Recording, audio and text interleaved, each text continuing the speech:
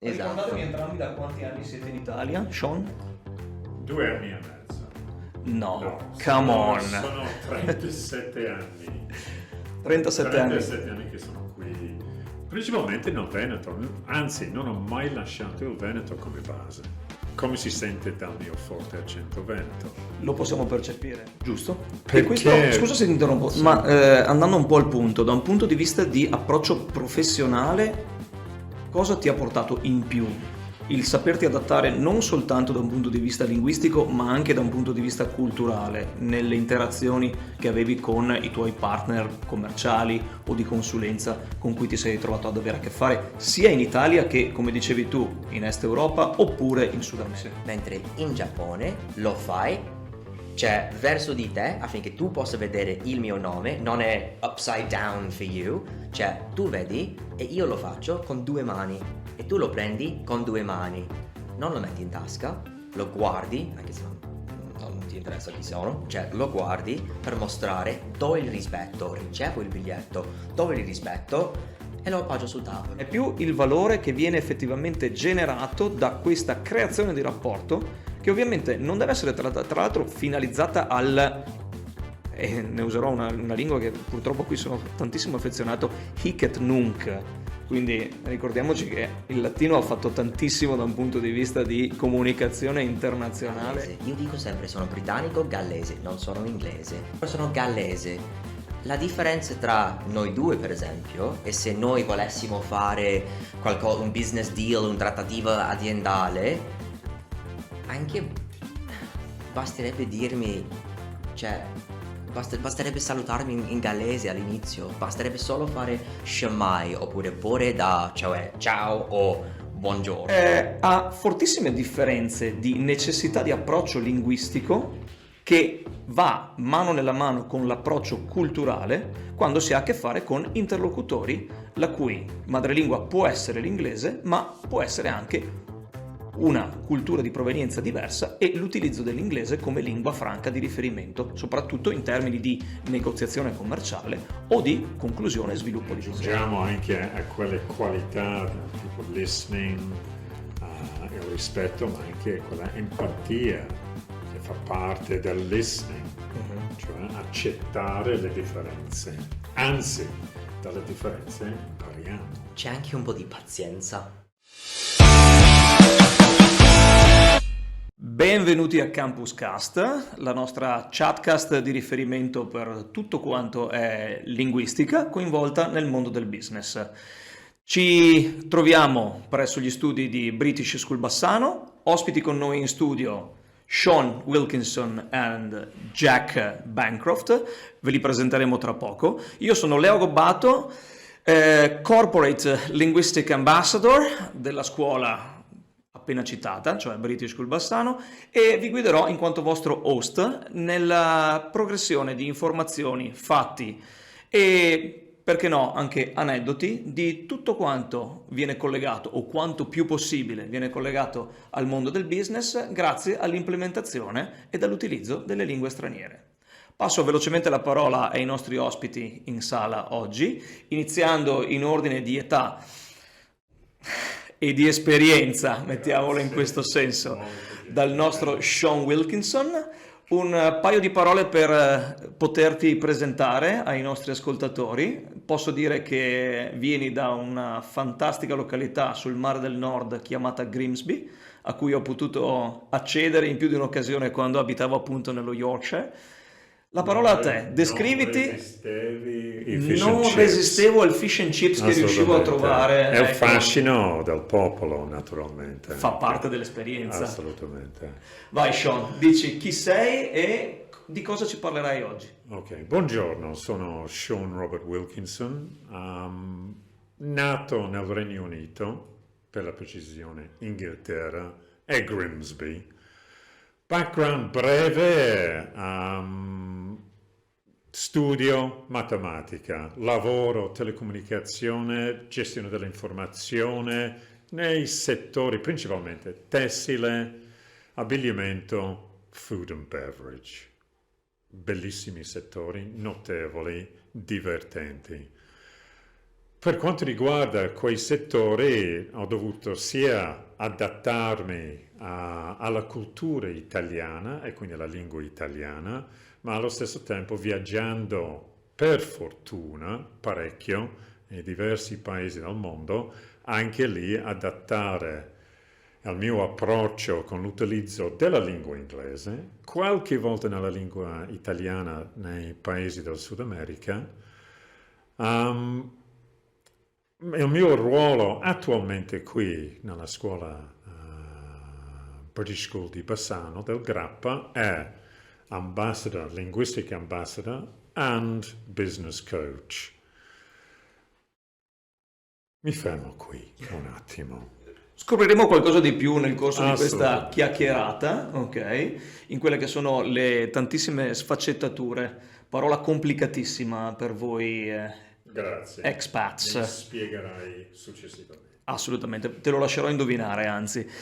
Passiamo a Jack, il nostro direttore didattico, giovanissimo direttore didattico, che proviene sempre dalla Gran Bretagna, ma da un altro angolo di quel fantastico mondo che appunto ci ha dato la lingua a cui facciamo principalmente riferimento come scuola. Prego, Jack. Grazie, esatto. Innanzitutto, sì, esatto, mi chiamo Jack, sono direttore didattico presso British School Bassano e Valdagno e sì, sono uno dei linguistic ambassadors qua presso la scuola. Come hai detto tu, non sono inglese, sono gallese e vengo da Cardiff, quindi nato a Cardiff, come tu, nato a Grimsby, nato a Cardiff, studiato a Cardiff, l'università a Cardiff, però sono stato fortunato di andare in Francia per il mio anno all'estero e perciò sì, ho vissuto in Francia, ho vissuto a Bruxelles anche, trovato la mia ragazza e perciò sono qua in Italia. Cioè, sì, anch'io non così tanto come te, però anch'io ho avuto un po' di internazionalità nella mia vita. Esatto. Ricordatevi entrambi da quanti anni siete in Italia, Sean? 2 anni e mezzo. No, come on. Sono 37 anni. 37 anni. 37 anni che sono qui, principalmente nel Veneto, anzi non ho mai lasciato il Veneto come base.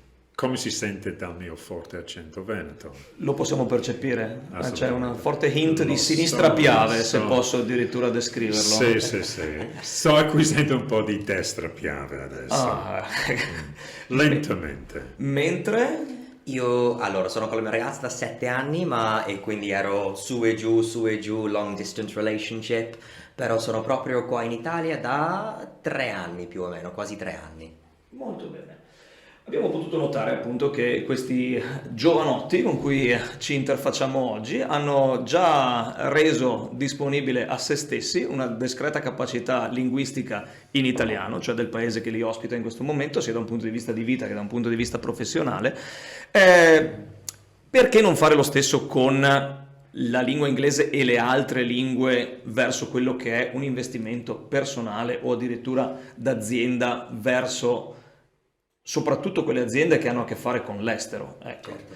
Il punto è che noi ci troviamo di fronte, e passiamo subito a quello che sarà uno degli argomenti a cui andiamo incontro durante queste nostre chiacchierate, a fortissime differenze di necessità di approccio linguistico che va mano nella mano con l'approccio culturale quando si ha a che fare con interlocutori la cui madrelingua può essere l'inglese, ma può essere anche una cultura di provenienza diversa e l'utilizzo dell'inglese come lingua franca di riferimento, soprattutto in termini di negoziazione commerciale o di conclusione e sviluppo di contratti. Ora, per quanto riguarda il business, sappiamo che l'esperto in campo sei tu, Sean. Riesci già a darci magari come stimolo per aprire questo che è un nostro tavolo di discussione tematica, qualche episodio che ti ha visto partecipe o testimone durante la tua vita professionale e personale anche in questo caso? L'esperienza mia inizialmente nasce da quello che è il mio nome, è provenienza.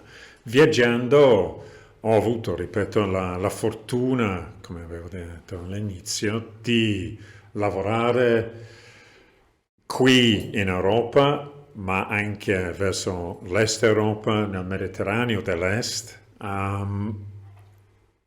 Quindi potrei definire Sud Europa, c'è già una grande differenza fra Sud Europa e Nord Europa. Torno perché ho fatto riferimento al mio nome. È un nome molto britannico e quindi, come tutti noi, associamo un insieme di caratteristiche. Sono orgoglioso di poter dire che uso le lamette da barba che portano il tuo nome, tra l'altro. No, assolutamente, vedi come funzionano benissimo. Più su di me che su di te. Sì. Sono lì. Sono lì. solamente da guardare. E quindi è naturale che associamo una cultura ad un nome e anche in questo caso anche una lingua. Quello che ho notato è aver vissuto parecchi anni in Italia, acquisito una certa conoscenza della lingua italiana e un po' assorbendo per forza, direi, la cultura, lasciando entrare la cultura italiana, mi ha permesso di entrare in una conversazione diversa con quelle del Sud Europa e mi sono accorto nel Sud America c'era questa tendenza, pur comunicando nella lingua inglese, facilitava la comunicazione e il fatto che avevo acquisito un po' la cultura italiana, ma magari non comunicavo quello, forse con qualche gesticolazione e parlando della mia esperienza qui in Italia, ma anche tornando a quello che facciamo noi, naturalmente associamo un nome ad una provenienza, un insieme di caratteristiche che abbiamo preso nella nostra vita. E quindi quando ho detto sì, sono Sean Robert Wilkinson, mi presento così, ma ho vissuto tanti anni in Italia, associano subito un altro insieme di caratteristiche che permette un'altra conversazione, cioè vedi un'altra reazione nelle persone. Quindi l'elemento comunicativo linguistico viene rafforzato da quello che è l'elemento culturale acquisito durante il vivere all'interno di quel contesto. Sì, anche per me, sapendo che quella persona viene da un altro paese e quindi con la sua cultura, personalmente ascolto diversamente. Certo. Lascia più spazio per quello che noi potremmo dire sono errori se stiamo comunicando nella lingua inglese, ma non solo. Come ascoltiamo? Giusto? Perché... E questo, scusa se ti interrompo, Sì. ma andando un po' al punto, da un punto di vista di approccio professionale, cosa ti ha portato in più? Il saperti adattare non soltanto da un punto di vista linguistico, ma anche da un punto di vista culturale, nelle interazioni che avevi con i tuoi partner commerciali o di consulenza con cui ti sei trovato ad avere a che fare, sia in Italia che, come dicevi tu, in Est Europa oppure in Sud America. La mia esperienza da ibrido, perché sono un ibrido ormai. Bellissimo aggettivo. Tu mi descriveresti diversamente? No, lo terrei come uno dei top 3 di riferimento per Ok. poterti descrivere. Quindi ti dà anche la possibilità di mescolare le culture? Cioè, io credo che in ogni comunicazione, quando stiamo conoscendo una persona nuova o un gruppo di persone nuove, torno a quello che avevo detto prima, l'ascolto è molto importante, difficile, perché poi spesso siamo limitati dal tempo nel discorso, nella conversazione, però ti permette anche di spostare da una cultura all'altra in base alle necessità. Però questo vuol dire ascoltare parecchio, sicuramente vuol dire anche rischiare un po', però sai già dall'altra parte il fatto che queste persone che hanno davanti proviene da diverse culture, ti danno anche maggior spazio per quello che potrebbe essere degli errori. È sempre, le variabili sono numerose, non sono precise, quindi in qualsiasi conversazione stiamo ascoltando, stiamo osservando le reazioni per poi agire in quel momento. Quindi in ogni incontro si richiede un po' di preparazione, assolutamente. La preparazione è un elemento chiave, ci rendiamo conto. Sì, prima di... Lo stesso immagino valga anche, volevo far intervenire Jack in questo, nel contesto di preparazione e di sviluppo di quello che è un approccio professionale da un punto di vista accademico in questo senso. Tu ti sei trovato, ora come in passato, ad avere a che fare con dei professionisti che ti richiedono fammi parlare inglese a livello commerciale. Certo, sì. È una richiesta che vuol dire tutto e vuol dire niente, perché Sì. se non so quale tipo di, e riprendo ciò che ha detto Sean adesso, di contesto mi trovo ad incontrare di fronte a me, la mia prima domanda è sì, ma devi parlare inglese a livello commerciale con chi? Qual è la tua controparte?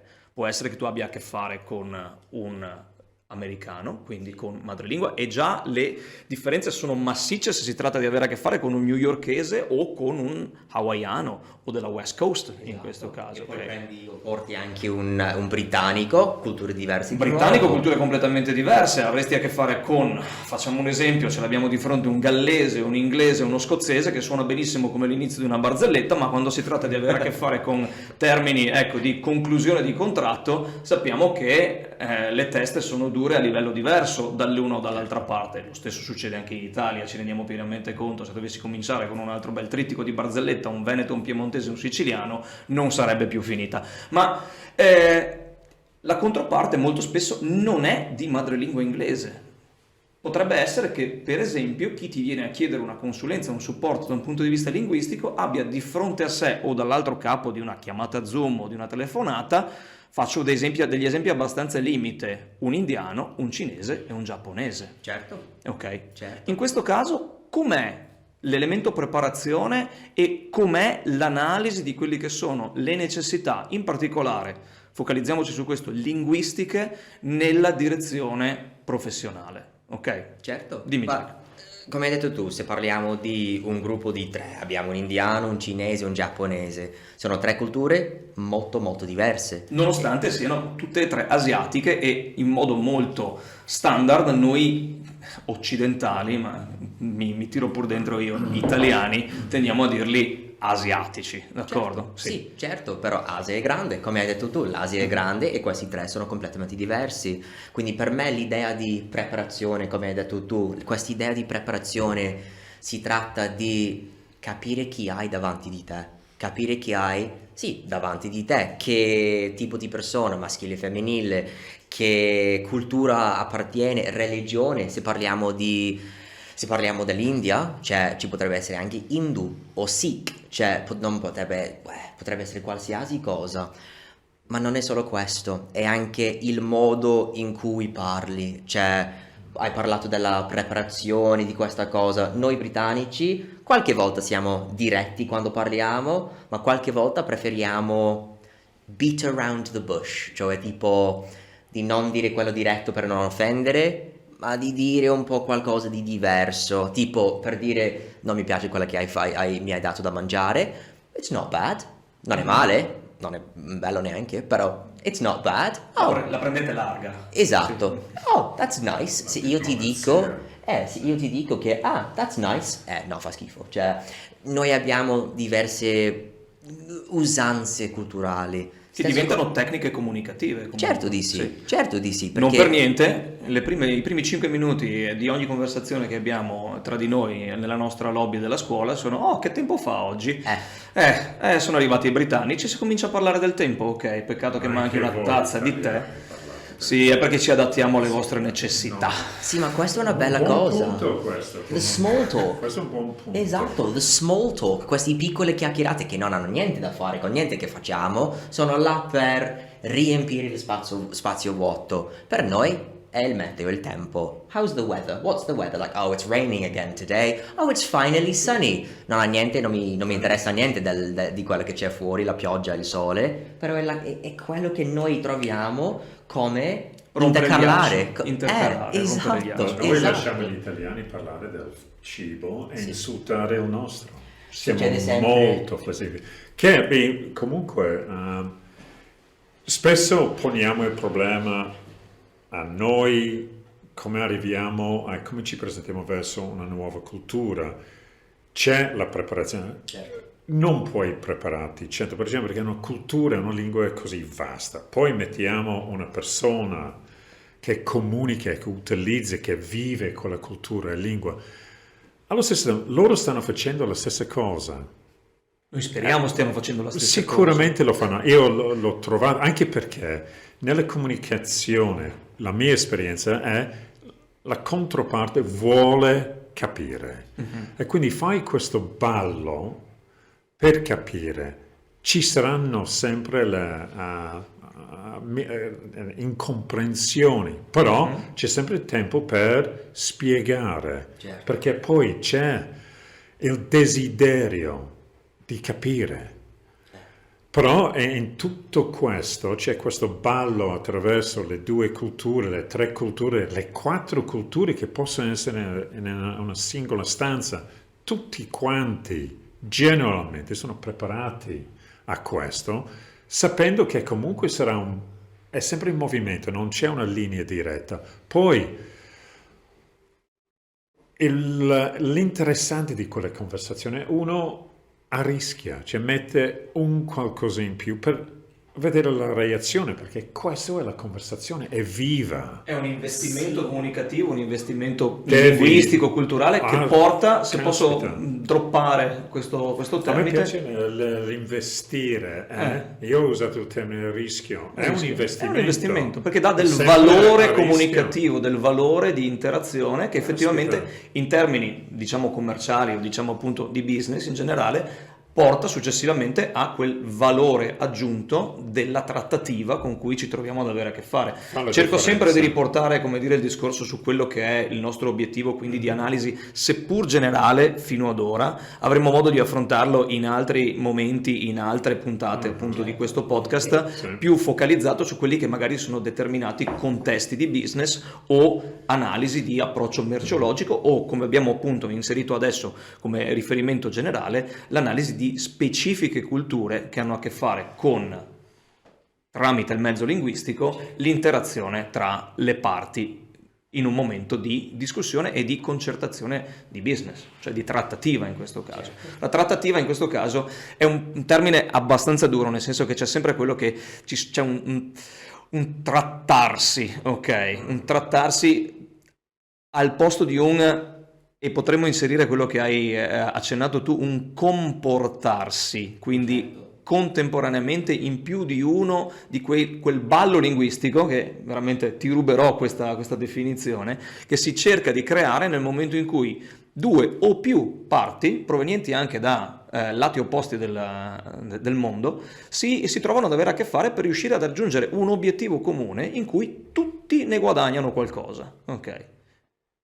In una compartecipazione, in questo caso se la dobbiamo trattare in termini appunto di business trattativa, deve esserci sempre un win-win, in questo caso anche multiple win contemporaneamente, per riuscire a dire sì, sono contento del risultato di questa conversazione, sono contento del risultato di questa sì, conversazione, c'è sempre l'elemento dell'insieme che si porta avanti, quando la trattativa è un qualcosa che diventa non tanto lo strumento quanto il fine in questo caso, ok? Abbiamo accennato in altri contesti, in altri momenti in cui abbiamo appunto affrontato questi argomenti, che di per sé l'argomento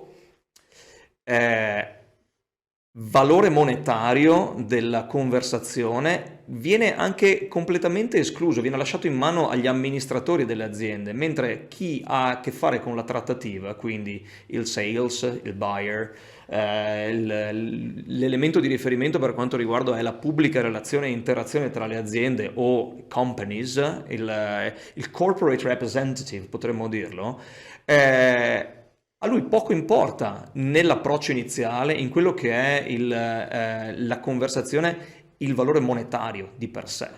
È più il valore che viene effettivamente generato da questa creazione di rapporto, che ovviamente non deve essere tra l'altro finalizzata e ne userò una lingua che purtroppo qui sono tantissimo affezionato, hic et nunc.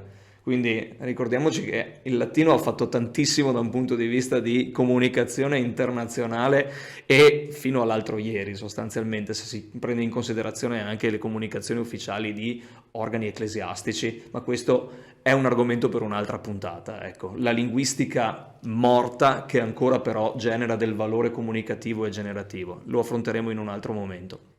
In questo caso ci troviamo appunto a decretare che la lingua e la comunicazione linguistica preparata dà del valore effettivo, dà del valore. Elementi, situazioni, momenti, per esempio, Jack, già salutare la nostra controparte, il nostro interlocutore e tentare di farlo nel miglior accento possibile, nella lingua madre. Quando parlo in italiano forse no, però ma quando parli in comunque. giapponese, per esempio, desti sempre un sopracciglio che si alza e un approccio che appunto è molto più consistente, semplicemente dopo come dici ciao in giapponese? Konnichiwa, Ohio, ci sono alcuni, però sì, esatto. E magari inserire anche un come stai, quindi Certo. semplicemente non andare in quello che potrebbe essere un saluto generico, un saluto di approccio che puoi trovare tranquillamente su un TikTok o su un canale YouTube di riferimento, ecco. Ma il cercare di far capire che effettivamente hai già portato una parte della tua vita ad essere investita verso il conoscere quella lingua di riferimento, seppur anche per le prime battute. Portiamo questo un po' più vicino al cuore, un po', il mio cuore almeno, cioè non è solo, parliamo del esotico, parliamo del Giappone, parliamo di questo. Io sono gallese, io dico sempre sono britannico gallese, non sono inglese. C'è una storia dentro che non spiegherò, però comunque. Non in questa puntata. Esatto, esatto, però sono gallese. La differenza tra noi due, per esempio, è se noi volessimo fare un business deal, una trattativa aziendale, anche basterebbe dirmi, cioè, basterebbe salutarmi in gallese all'inizio, basterebbe solo fare shemai, oppure pure cioè ciao o buongiorno. Basta dire questo all'inizio e mi ha già toccato il cuore. Come hai detto Sì. tu, parli con un giapponese. Sì, forse la lingua franca, per quanto riguarda la conversazione, per quanto riguarda la trattativa e tutti i meeting che facciamo, sì, sarà o sarebbe in inglese. Però almeno dire ciao, almeno salutare, cioè fa la differenza. Questa è una cosa. Siamo umani, alla fine, siamo umani, dobbiamo fare questi rapporti con gli altri umani, altri esseri umani, capire, rispettare altre culture. Cioè, a proposito di culture, per esempio, i giapponesi, quando parliamo di una trattativa aziendale, ci sono modi in cui parlare. Per esempio, cioè, in italiano si voglio dire, cioè, voglio mangiare, lo dico così. Se voglio dirlo in inglese, I want to eat. In giapponese si può dire in tanti diversi modi, dipende con chi stai parlando o di chi stai parlando. Se voglio parlare con te, Leo, che ti conosco bene, Cioè di chi vuoi mangiare? No, di chi. Cioè, ok. Sono perso, guarda. Lost in translation. I'm gonna play the foreign card, la carta, il permesso del straniero, non ho capito quello che hai detto, quindi. Però sì, no, c'è questa idea di, sì, io parlo con te, io uso un modo per parlare, posso dire taberu vuol dire mangiare, però se voglio parlare un po' più rispettosamente, tabemas, faccio un'altra coniugazione. Se parlo di Sean con te, e tanto rispetto a Sean, anche se facciamo barzellette, facciamo dei scherzi, tanto rispetto a Sean, parlo con te di Sean, di quello che ha mangiato Io uso una coniugazione completamente diverso, cioè la coniugazione del rispetto. Cioè, posso andare avanti per ore di questa cosa perché è una cosa difficile, però di base è una cosa culturale. Sì, certamente se sbaglio e dimentico di dire questo, il egregio signor Sean ha mangiato una mela, non è la fine del mondo. Però si tratta della preparazione, quello che hai detto tu, cioè devi prepararti. Sì, puoi anche sbagliare, non è la fine del mondo. In questa puntata oggi cosa ho fatto? 3, 4, 5, 1000 errori. Succede, non è la fine del mondo. Siamo tutti qua, non c'è problema.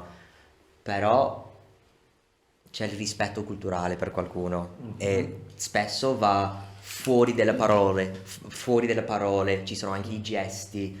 C'è un biglietto di visita, per esempio, non ce li ho, pensavo che ce li avessi. Un biglietto di visita, per esempio, se io do il mio biglietto a visita a te, qua faccio con un mano, cioè non so se se dovrei, però lo do con un mano. O lo appoggi direttamente sul tavolo, per Esatto, esempio. Sì. mentre in Giappone lo fai, cioè verso di te affinché tu possa vedere il mio nome, non è upside down for you, cioè tu vedi e io lo faccio con 2 mani e tu lo prendi con 2 mani, non lo metti in tasca, lo guardi, anche se non ti interessa chi sono, cioè lo guardi per mostrare do il rispetto, ricevo il biglietto, do il rispetto e lo appoggio sul tavolo, cioè vicino a te affinché sappia che è il tuo e lo lascio là, non scrivo sopra, non faccio niente, lo lascio là affinché io possa vederlo. Questo non è una cosa linguistica, è una cosa fuori dalla linguistica, ma comunque è una cosa culturale. E Culturale, esatto, esatto, e quello che stiamo parlando qua è la cultura. E in fin dei conti comunicativa. Certo, Perché certo. è tramite quello che si riesce a instaurare un rapporto, una comunicazione, un'interazione, ecco che grazie a, dicevamo prima, preparazione, diciamo anche appunto considerazione del fatto che chi mi sta di fronte mi dà del rispetto e riceve del rispetto in Rispetto, questo. la parola chiave. Bisognerebbe impararla in tutte le lingue con cui appunto abbiamo a che fare in questo caso. Sarebbe un buon slogan per riuscire a dire effettivamente con cosa noi ci approcciamo alla comunicazione, al parlare, all'interagire in una lingua straniera, e la parola chiave, una delle varie parole chiavi, è rispetto in questo senso.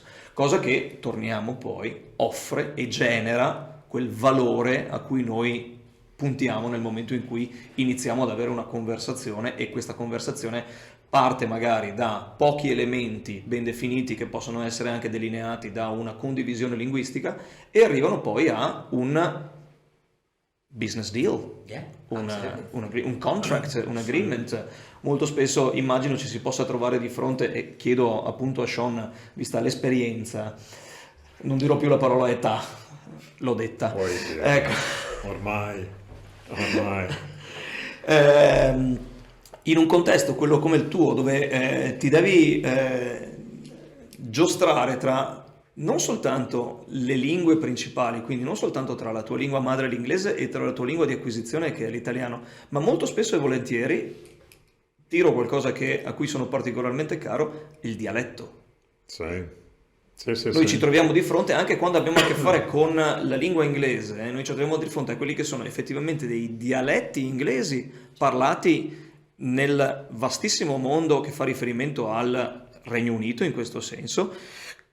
Chiamerò in causa, anche se qualcuno dell'altra isola me ne avrà un po' a male, l'Irlanda in questo senso, ma anche tutto quello che è il mondo collegato al Commonwealth. E quindi l'approccio linguistico e l'utilizzo di determinati termini, anche storpiati in un certo senso, oppure con acquisizioni locali, di ciò che è l'inglese che viene parlato nelle varie parti dell'India, non dirò soltanto l'India perché è eccessivamente generico come riferimento, ma Sudafrica, Australia, Nuova Zelanda, Nord America, lo faccio in generale, ok? E tutto quell'ambiente appunto che si rifà alla lingua inglese come lingua dei colonizzatori in questo caso, ok?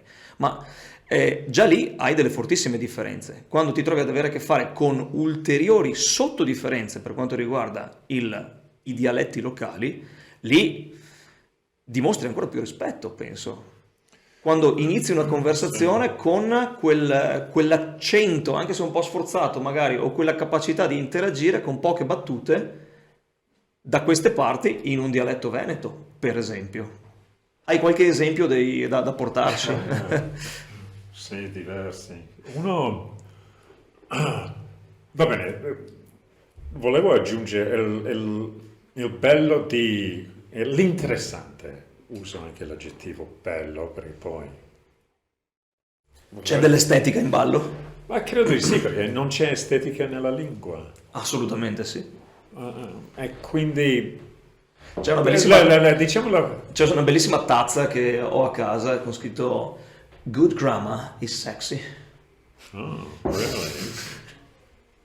Decisamente lo è. You're a believer. I'm a practitioner. Yeah, as well. Ecco perché sei a scuola. Esatto, sei qua alla scuola, perché ti puoi imparare e insegnare la buona grammatica, la bella grammatica. Cosa insegniamo? Sì, Però la di fortuna, stile in questo caso anche. credo che la fortuna del business comunque, se noi pensiamo, c'è una cultura di business, c'è un linguaggio che si utilizza, perché poi l'obiettivo di un incontro di business è ben preciso. E quindi c'è questo strato. Finché rimani dentro lì, il linguaggio è di un certo tipo. Le culture vanno e vengono, possono essere diverse culture, però lì c'è un'unica cultura. Cerchi di non scendere nel personale, perché lì vai a toccare altre culture. Quindi abbiamo questo spazio da navigare in cui ci sono degli obiettivi. Spesso si rimane lì in una discussione. E quindi giusto quello che ha detto Jack, la difficoltà è sempre come viene percepito, perché poi non sono solamente le parole, devo anche sapere forse consegnare il linguaggio del corpo, perché io dico buongiorno, però magari il mio linguaggio del corpo dice qualcos'altro e non so assolutamente. Quindi l'uso della lingua dell'altro non è semplicemente la lingua, è la consegna che può essere percepito o capito diversamente. Quindi quel valore aggiunto che volevi andare a dare viene perso. Quindi poi mi sono trovato in situazioni, io non parlo del dialetto veneto, anzi, però ogni tanto butto dentro una parola per rompere un po' il ghiaccio.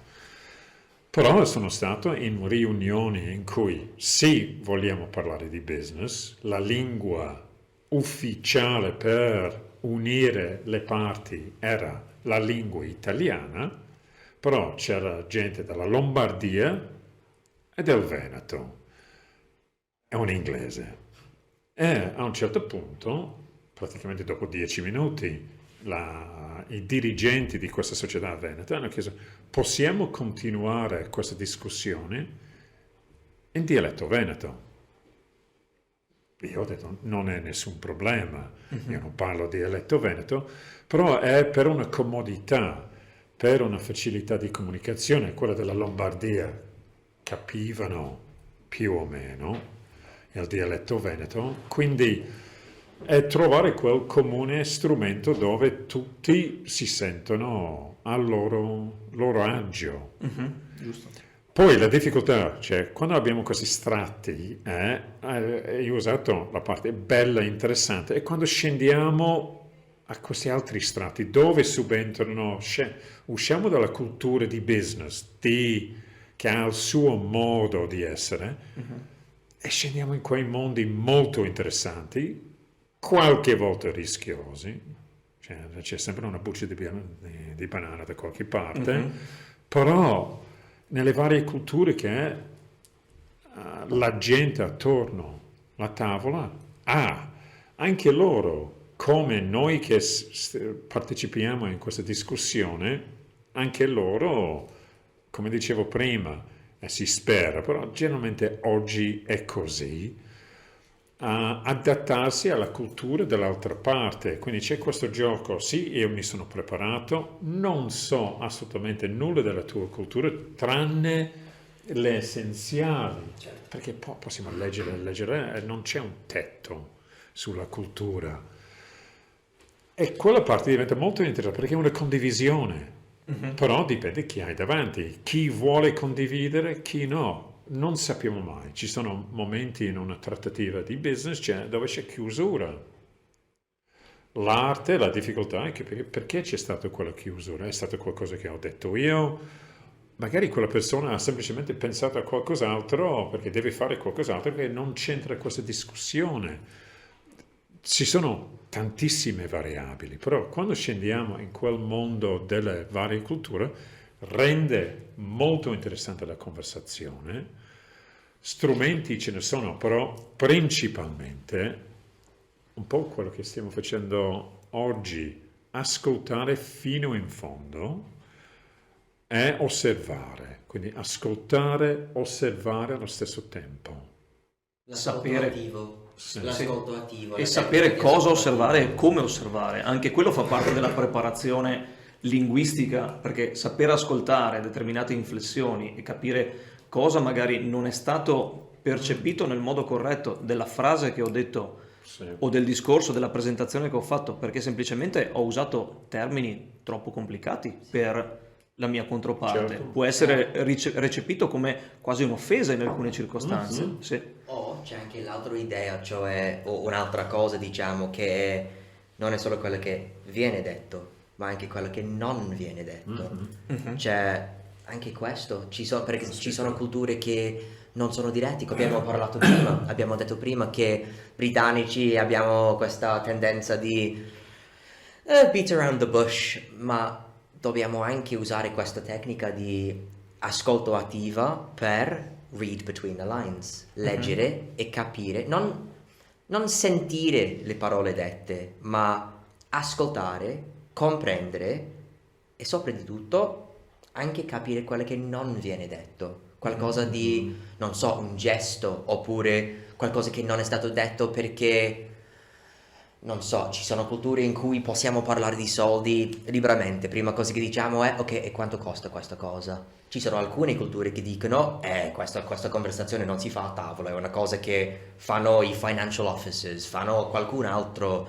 Ci sono cose che non si può dire, che non si dovrebbe dire, che devi dire.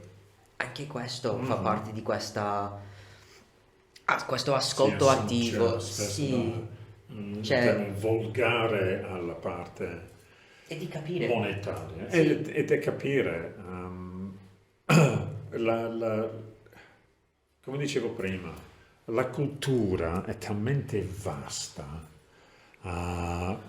torniamo sempre sì alla preparazione, Sì. però è quel ascoltare, non formulare già la tua risposta mentre le altre persone stanno parlando, ascoltare ogni parola, addirittura lasciare una pausa Certo. in fondo, così ti assicuri in qualche maniera che quella persona ha completato. Anche qui è culturale, molto difficile, perché poi certe culture hanno questa tendenza di appena sta arrivando alla conclusione qualcun altro comincia a parlare e quindi è questa guerra di ottenere quello spazio per poter aggiungere valore alla conversazione. Anche qui dipende non solamente dalla cultura, dalla personalità delle persone che hai attorno. C'è chi vuole, come posso dire, stampare la sua opinione, cioè deve avere. C'è chi in questo, torniamo al ballo, di introdurlo come un valore aggiunto, poi un'altra persona aggiunge altro valore, sempre in quel viaggio verso l'obiettivo della riunione o dell'incontro. Torno a dire, non ci sono precise risposte, principalmente è quella preparazione, attenzione, Certo. rispetto, ascolto, E capire. osservare per formulare la tua pezzo in questa conversazione che aggiunge, diciamo, valore, è costruttivo. Abbiamo visto essere una delle parole chiave in assoluto per quanto riguarda la comunicazione. Quando, e riprendo il discorso, quando le regole di ingaggio comunicativo da un punto di vista grammaticale sono ben precise, perché quelle sono, il gioco linguistico si svolge attorno alla grammatica, è questo che ci serve. Mentre il gioco non soltanto linguistico, ma di comunicazione e di interazione si svolge attorno a tantissime regole, scritte, non scritte, conosciute, non conosciute, che anche si sviluppano e si creano nel divenire della conversazione stessa. Perché l'elemento ovviamente culturale è quello che ci aiuta ad avere un approccio, macro approccio in questo senso, quando invece la singola persona, hai detto tu, può anche essere distratta e non riuscire a recepire quello che è il mio livello di comunicazione, perché ha dei fastidi personali in questo momento. Caspita, come ha detto Jack, io credo che tutti noi in questa stanza commettiamo degli errori con la lingua, però dall'altra parte c'è spazio per l'errore. Non dobbiamo avere paura di sbagliare con la lingua, Giusto. perché siamo in un contesto di comunicazione in cui ognuno che è presente in quella comunicazione vuole capire. Io ho fatto degli errori enormi perché mi rendo conto, però dall'altra parte mi sono sempre trovato in un contesto di persone che vogliono capire, quindi accettano. Giusto. Io dico sempre, allora, portando un po' accademico, io dico sempre che ci sono due lati all'apprendimento linguistico. Il lato accademico, cioè devi saper coniugare questi verbi, devi saper, non so, devi saper fare questa grammatica, devi sapere il genere delle parole, cioè se no è la fine del mondo, vieni bocciato, bla bla bla. E il lato della vita reale, cioè noi siamo qua perché vogliamo interagire con il mondo, vogliamo parlare, noi tre siamo qua per questa cosa, voi a casa siete qua per capire come farlo, cioè siamo qua perché abbiamo questa voglia di interagire. Noi come British School Bassano, British School Valdagno, noi mescoliamo i due lati, il lato dell'accademico, l'apprendimento linguistico, con quello già esistente e la voglia di imparare, la voglia di interagire. La voglia di parlare. Parlare, assolutamente. Voglia di comunicare. Assolutamente. Siamo animali sociali. Esatto, e questo esce anche... Aristotele qua. The language instinct. Esatto, ma questo è una cosa anche nel business, anche nel mondo di business. Si può sbagliare la grammatica, si può sbagliare perché hai dimenticato una cosa culturale che non esiste nella tua cultura. Vabbè, succede. Però l'importante è che tu abbia e che loro capiscono che tu hai questa voglia di parlare, di comunicare, di fare una trattativa, ma guarda, sto provando, cioè sì, faccio errori, ma sto provando. Della conversazione. Esatto. Ho preso l'iniziativa, business, sì. ho preso l'iniziativa, sto investendo in qualcosa di più, sto dando valore, torniamo sempre a quello alla fine, che parte dal personale e arriva al business. Quindi aggiungiamo anche a quelle qualità tipo listening, il rispetto, ma anche quella empatia che fa parte del listening, cioè accettare le differenze. Anzi, dalle differenze impariamo. C'è anche un po' di pazienza. Bravo. C'è anche un po' di pazienza. Ma la pazienza ha un valore e fa parte di Certo. quello che è l'approccio. Certo. Pazienza verso se stessi, pazienza verso i vostri studenti, pazienza verso chi ci sta di fronte e magari non ha gli stessi strumenti linguistici che abbiamo noi, oppure ne ha di molto migliori. Certo. E quindi pensiamo che gli stiamo facendo perdere del tempo. Sia mai. Quanta si ritorna. filosofia. Quanta filosofia, molto. Alla fine si La tratta di barba quello. serve per quello. Ci sto lavorando. I capelli ormai sono del colore giusto.